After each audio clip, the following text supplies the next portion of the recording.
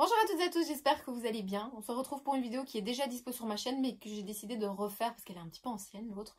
J'avoue, j'ai même pas été vérifier ce que je disais dedans, j'ai juste décidé d'en refaire une nouvelle avec les nouvelles choses qui existent, etc. Et surtout des choses que j'utilise maintenant puisque je crois que l'autre vidéo elle doit avoir 3 ou 4 ans, un truc comme ça. Donc ça date quand même un petit peu. Du coup, on se retrouve aujourd'hui pour une vidéo, vous l'aurez vu dans le titre, pour vous donner une liste de ce qui est nécessaire pour commencer les ongles en gel. Alors il y aura des choses qui sont obligatoires et j'ai aussi inclus des choses optionnelles entre guillemets et j'expliquerai aussi pourquoi il faut utiliser quoi. Je vais pas parler 10 minutes en plus, on va commencer directement parce qu'il y a quand même pas mal de trucs.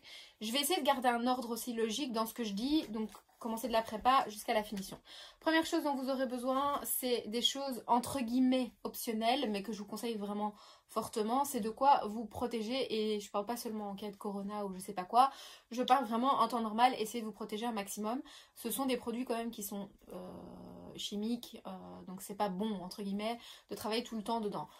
Les clientes vont peut-être vous demander ah mais tu crois pas que c'est risqué pour moi, elles le font peut-être une fois toutes les 2, 3, 4 semaines, vous le faites 6 à 8 heures par jour si c'est votre métier, donc du coup oui c'est différent pour elles que pour vous, donc protégez-vous, c'est important. Première chose c'est les masques, bon du coup on en entend beaucoup parler en ce moment, c'est juste des masques de protection, vous venez le mettre hop sur votre nez et votre bouche, et surtout utilisez ça quand vous limez parce que la poussière, la fine poussière qu'on a quand on lime c'est très mauvais pour les poumons, donc faites bien attention.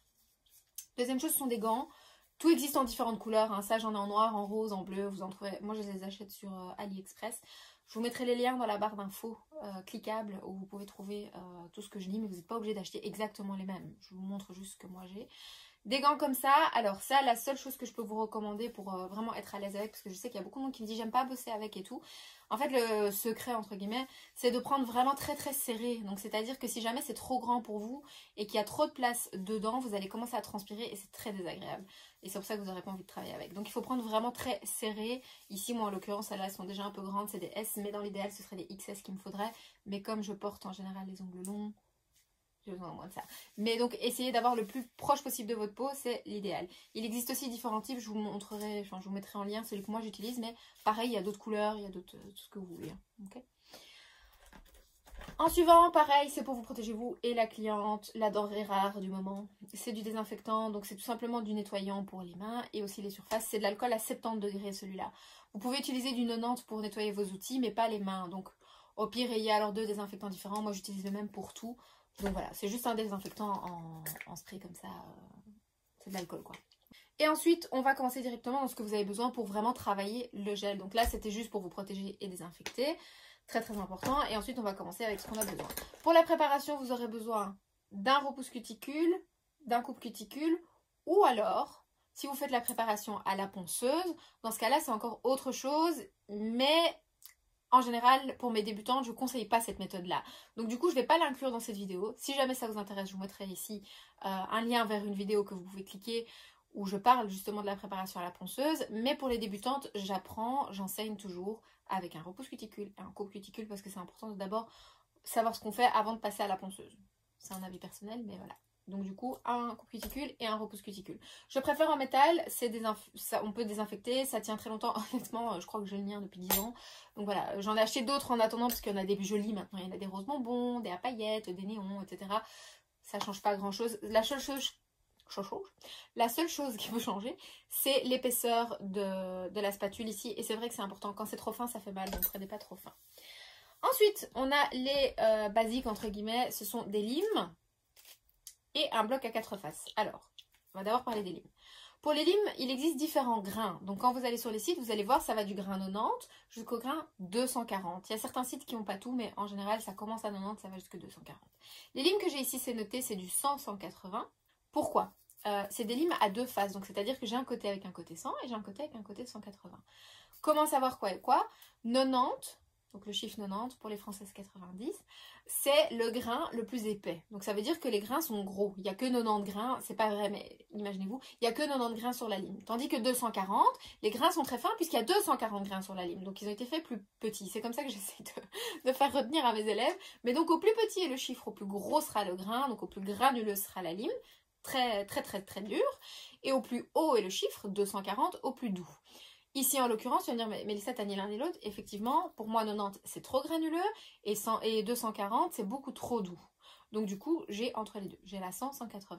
En général, j'utilise le côté 180 sur les ongles naturels et le côté 100 sur du faux.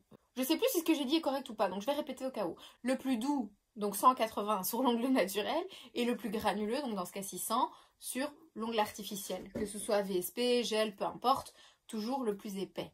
Maintenant, attention, ces limes-là existent en 3 couleurs. Donc il y a la blanc, zèbre c'est ça, et noir. J'essaye toujours d'avoir des zèbres. C'est celle qui part le plus vite malheureusement, mais personnellement je n'aime pas les limes noires parce qu'elles laissent des résidus noirs et du coup je trouve que il y en a partout, c'est très agaçant, j'aime pas du tout. Et les blanches, je trouve qu'elles s'usent beaucoup plus vite que celles-ci. Donc pour moi, à mon sens, les meilleures, entre guillemets, au niveau de la couleur en tout cas, ce sont les zèbres, donc les grises.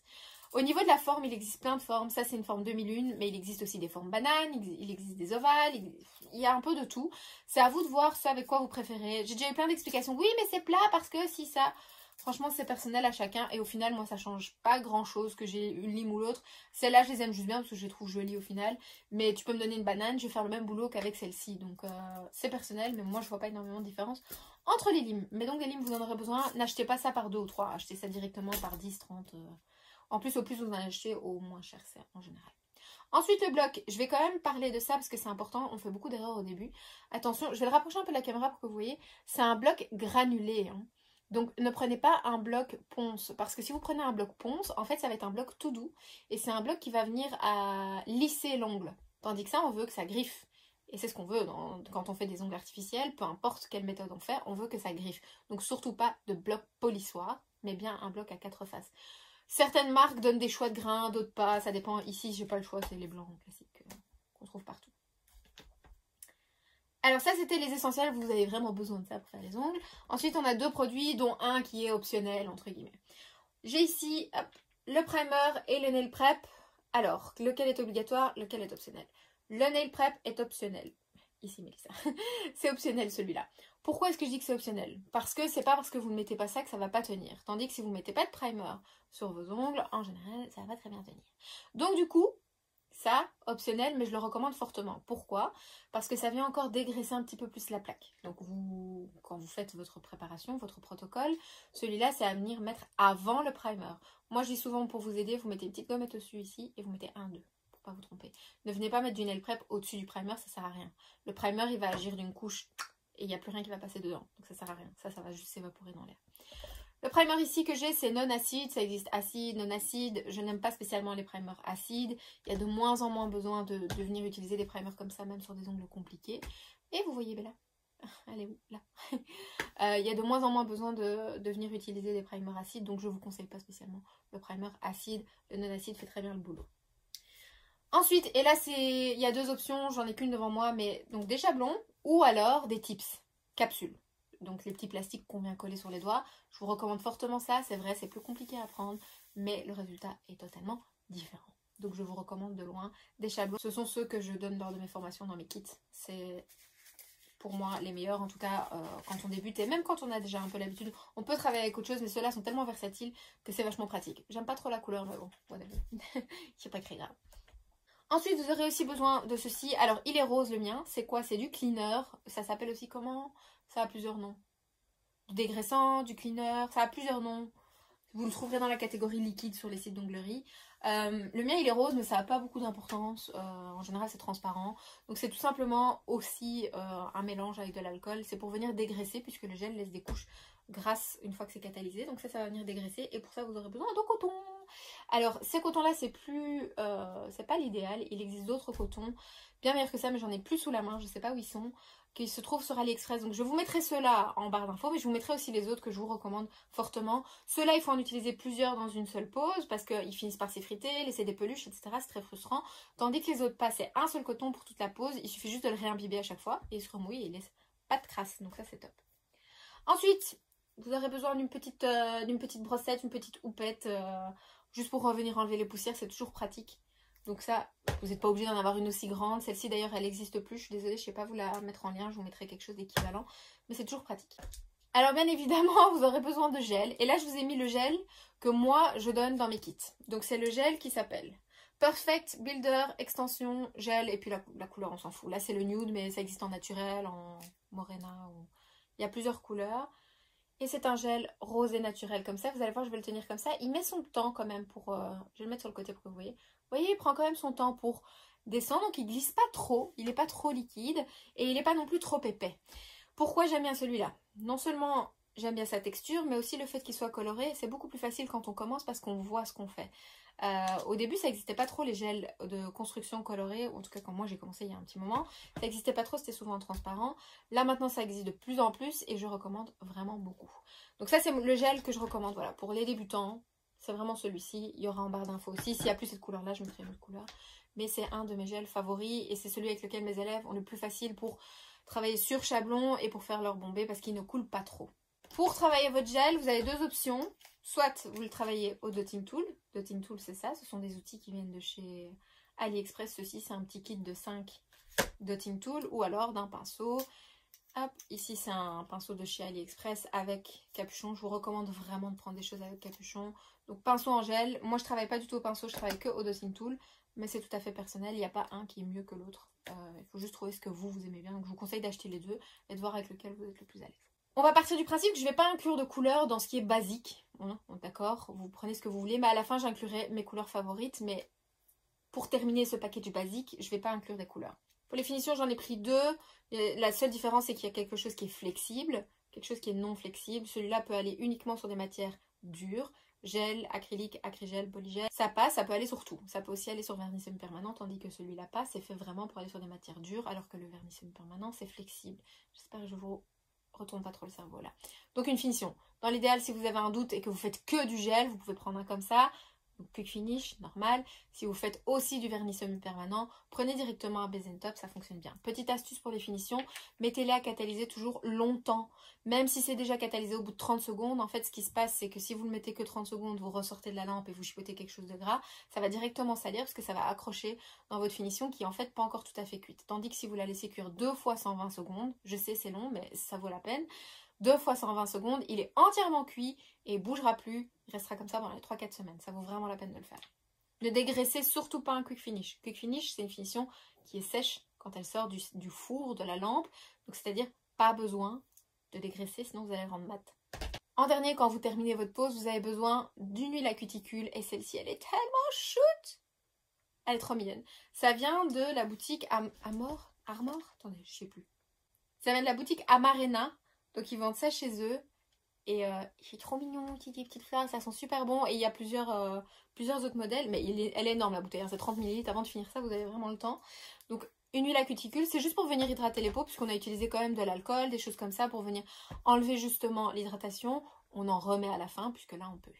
Vous aurez aussi besoin d'une lampe. Alors c'est pas l'idéal que je vous ai sorti ici pour le gel. Je vous conseille une lampe plus puissante que celle-ci. Mais c'est la seule que j'ai sous la main. Je viens de déménager. Désolée. Je sais pas encore où tout se trouve. Vous aurez besoin d'une lampe. Dans l'idéal, prenez minimum 48 watts. Voire plus si vous pouvez. Dans l'idéal aussi, prenez une lampe avec un socle qui s'enlève. Et prenez une lampe où les ampoules sur les côtés. C'est pas des ampoules, c'est des lampiottes. Ce qu'il y a ici sur le côté, la mienne est sale, désolée, c'est une ancienne. Ce qu'il y a ici va assez bas, c'est important. Donc je vous linkerai dans la barre d'infos quelques lampes que moi j'aime bien avec différents budgets. À vous de voir où vous voulez acheter. Tenez toujours en tête qu'un site officiel a des garanties, tandis qu'un site non officiel n'a pas de garantie, style AliExpress et tout. Mais c'est vrai que vous payez en général beaucoup moins cher. Voilà, ça c'est tout pour le package basique, entre guillemets. Donc c'est vraiment ce que vous avez besoin pour faire une pause simple. Sur chablon ou tips si vous prenez les tips. Si vous prenez les tips aussi, n'oubliez pas, il y a la colle et la guillotine qui va avec. Mais honnêtement, je vous conseille vraiment les chablons. Je sais, c'est plus dur, mais ça vaut vraiment la peine de vous entraîner là-dessus. Et vous finirez par avoir un résultat beaucoup plus joli qu'avec les tips. Donc je vous conseille vraiment le chablon. Mais voilà, si vous prenez les tips, n'oubliez pas, il y a la guillotine et la colle qui vont avec. Et aussi du tip blender si jamais. Mais prenez le chablon. Je vais vous inclure quelques couleurs de chez Ongle 24 que moi j'aime bien. Dites-moi si ça vous intéresse, une vidéo à part peut-être sur les couleurs, lesquelles vraiment sont mes favorites, ou je ne sais pas trop comment est-ce qu'on peut s'organiser pour voir qu'est-ce qui vous intéresse là-dedans. Mais mes favorites de chez Ongle 24, c'est la Milano Red, c'est un rouge, vraiment le rouge quoi. Je vais pas dire le mot parce qu'on est sur YouTube, mais le rouge, c'est celui-là, Milano Red. C'est pas ce que j'ai sur moi j'ai Racing Red, pour celles qui s'intéresseraient. C'est un rouge beaucoup plus flash. Je dirais pas fluo, mais flash. J'ai du mal à m'habituer d'ailleurs. C'est pas trop mon genre. Je suis plus du genre à porter ça ou ça, rose ou noir.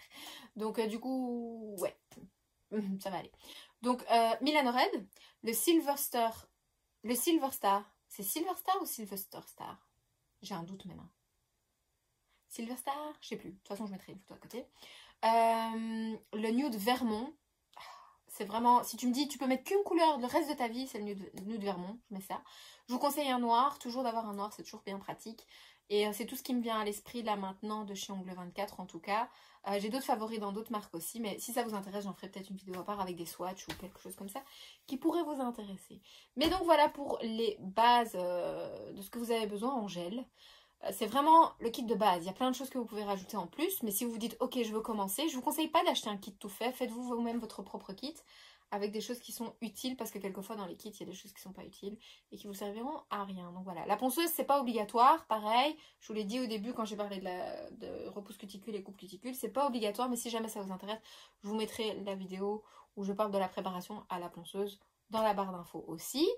Je crois que c'est tout. C'est tout ce qui me vient en tête en tout cas. Si jamais vous avez la moindre question, n'hésitez pas à la laisser dans la barre d'infos, non pas du tout, dans les commentaires.